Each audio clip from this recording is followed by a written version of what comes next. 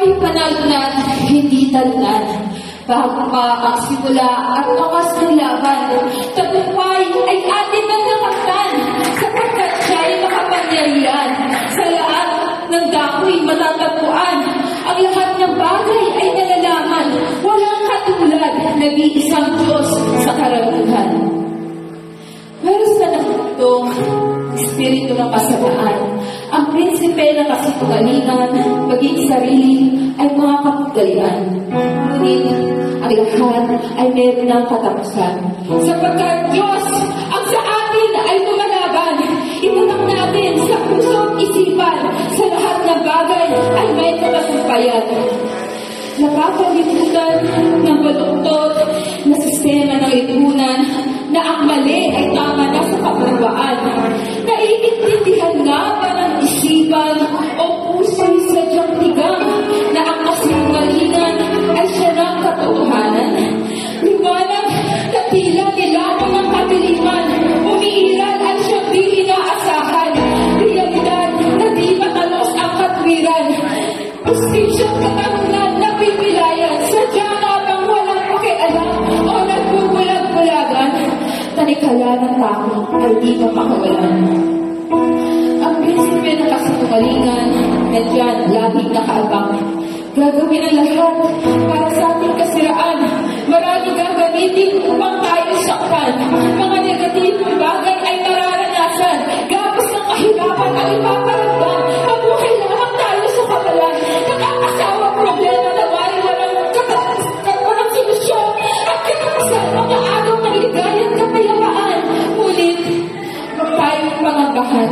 Sapagkat siya'y matagal na isang talunan. At sa dagat na apoy ay nagkakagulan. Ipaghanap sa kanya ang kanyang kasalukuyan. Sandali, sarili ay magkalimutan na matindi natin kalaban. Huwag hayaan palunod sa kumunoy ng kasalanan. Huwag palason sa kamandag ng laman.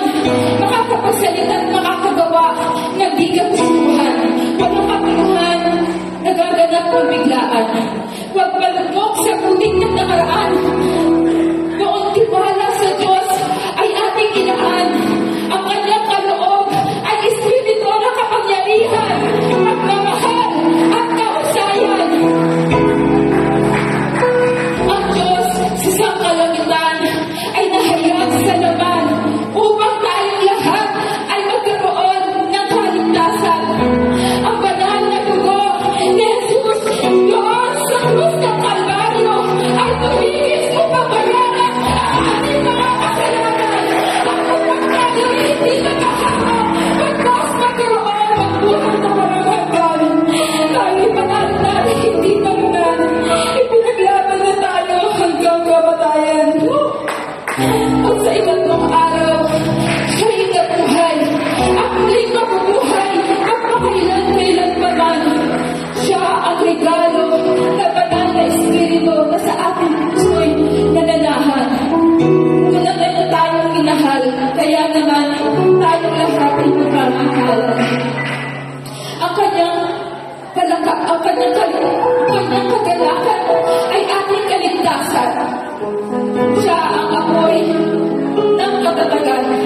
Kaya sa presensya niya'y lagi tayong ganahan. Sa lahat ng bagay, siya'y matibay na sandigan, malakas na proteksyon at pananggalan.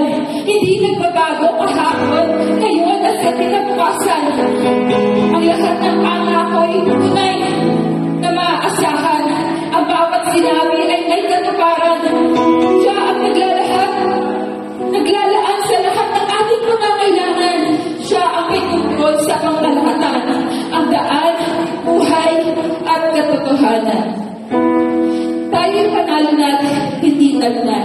Ating manghawakan, salita ng totoo at may katapatan. Malapit ng darating ang ating Panginoon sa panahong hindi natin